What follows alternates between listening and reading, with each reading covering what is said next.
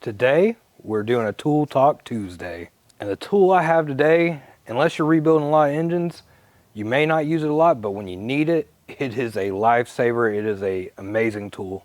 And it's made by Lisle. So we have Lisle, part number 36050. Now this is a spring compressor tool that will catch your keepers. So this is the install part of it. You take this off, and right in here, it's got a magnet to catch the keepers. This thing works like a charm. It's just a great tool. Let me show you how it works. Okay, so you get two different sizes. You get a bigger one and a smaller one. And you get a little extra tool. Okay, you can see the large size is 5/16 to 3/8. Small size is 4.5 to 7.5 millimeter. And then here is your instructions. Okay, so what you want to do is you take some kind of cloth or shirt or old rag, whatever. You want to put it right under the valves. Okay, so we'll take our tool. Like I said, this part is for installing them. So take it out. Now you got two methods you can actually use here.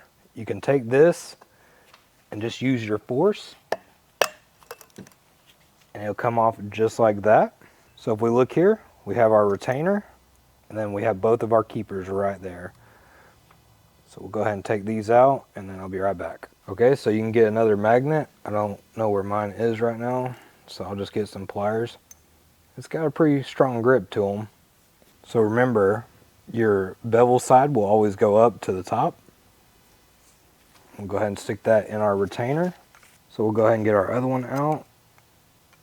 Get in here, pull it right out. And we'll also put this in the retainer. Okay, as you can see, we got those back in, so this is ready to install. Okay, so we'll just take our tool, and you're going to seat it right on there.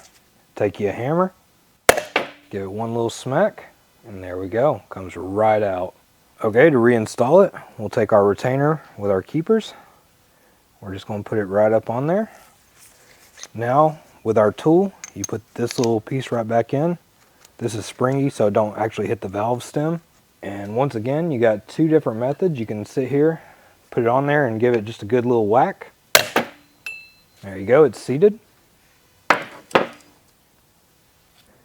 Okay, so you can just get this tool and do like you did in the beginning and just push it in. So you just line it right up. And there you go. So tell me down there below, what's your thoughts on these? I'd love to hear your thoughts down below. Until the next one, have a good one.